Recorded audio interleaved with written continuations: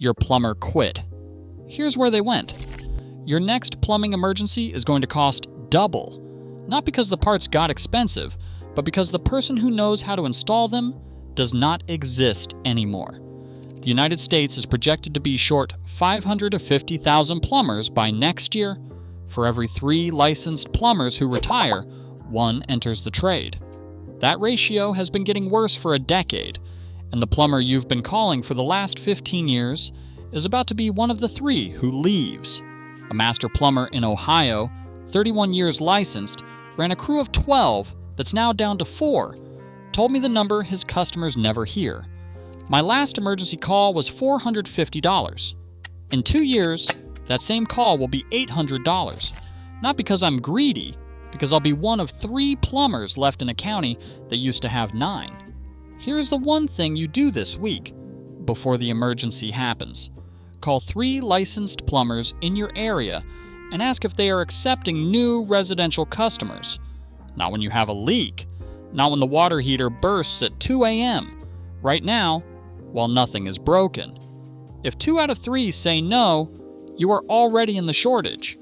The third one is your plumber for the next 20 years.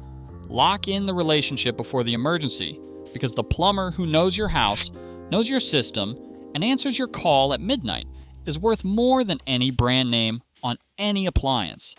Here is why you need to make that call today.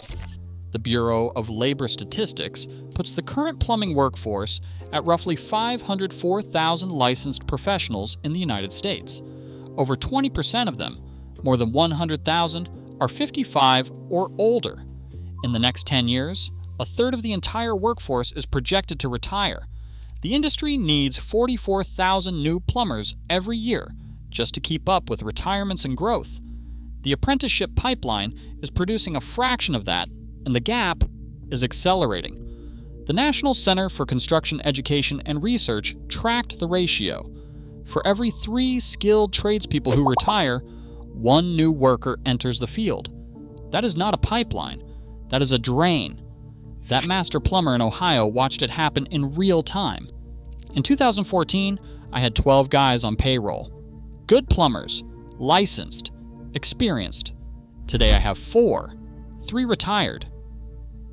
2 went to the gas utility, better hours, pension, no emergency calls.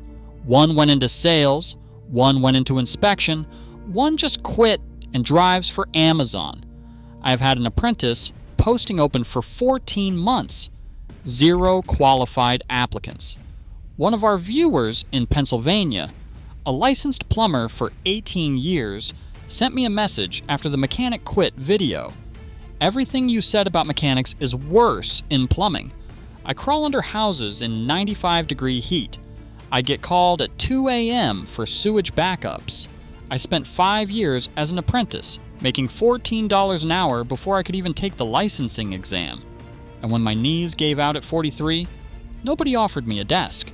They offered me a disability claim. I drive for a delivery service now. My body thanks me every morning. That is not one bad experience. That is the industry. 3 forces are emptying the trade simultaneously. Each one alone would be manageable. Together, they are collapsing the workforce.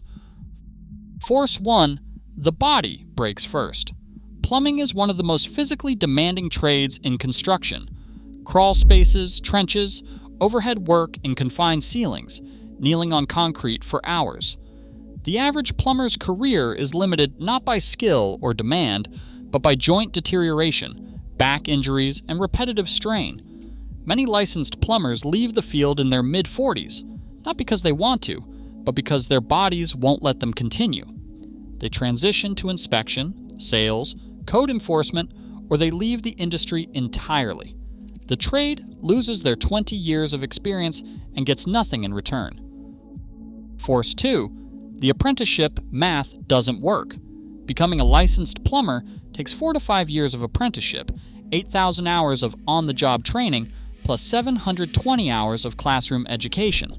During that time, apprentices earn $17 to $25 an hour.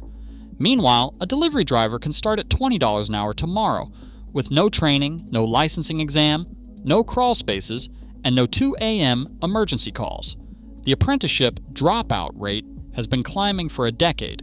In 2022, apprenticeship starts for young people entering skilled trades dropped 49% compared to 2020. The pandemic didn't just slow training, it broke the pipeline.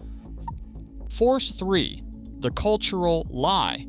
For 30 years, every high school guidance counselor in America told every 17-year-old the same thing. Go to college, get a degree. Trades are for people who cannot make it academically. That messaging produced a generation of graduates with $40,000 in student debt and no practical skills, while the plumber who skipped college earned $62,000 at the median and over $90,000 with a master license and experience. The stigma is breaking now, but the damage to the pipeline will take a decade to repair. The plumbers who were supposed to enter the trade from 2005 to 2020 went to college instead. They are not coming back. That Ohio plumber says, "I make more than most people I know with degrees. My guys make more than most people they know with degrees." But try telling a 17-year-old that crawling under a house at midnight is a good career. The math says yes, the culture says no, and the culture is winning.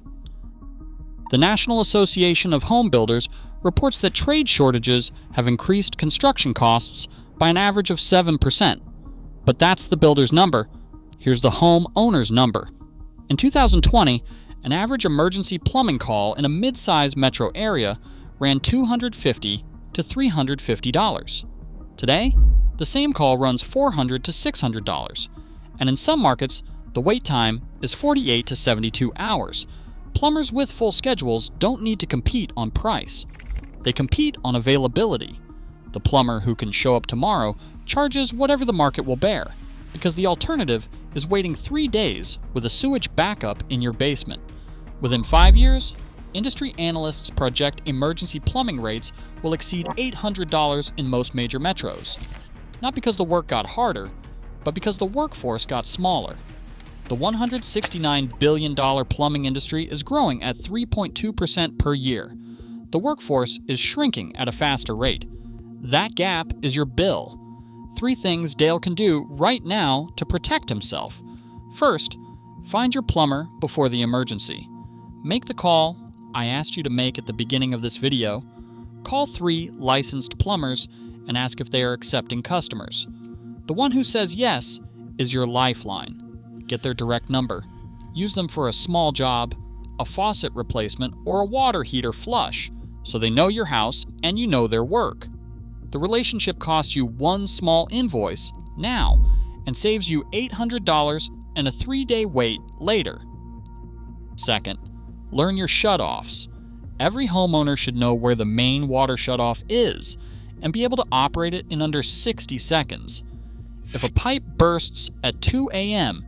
and you cannot find the shutoff, every minute of delay is 8 gallons of water on your floor. The shutoff is not emergency plumbing. It is emergency triage that buys you time until the plumber arrives. Third, maintain what you have. The $242 list from our previous video exists for this reason. An anode rod, braided hoses, a supply valve check, the parts that prevent the emergency call in the first place. Every plumbing emergency that does not happen is an emergency call you do not have to fight 550,000 other homeowners to book. That Ohio plumber put it in one line. Find your plumber before you need your plumber. In 2 years, homeowners who have a relationship with a licensed plumber will be the only ones who can get one to show up. That empty van I showed you at the start? Same van, same tools on the shelves, same driver's seat, empty. The plumber who drove it for 25 years is delivering packages now. His knees work better. His phone does not ring at 2 a.m. And the 400 families he used to serve are calling a number that nobody is answering. 550,000 plumbers short by next year. The van is parked, the phone is off, and the only question left is whether you found your replacement before everyone else started calling.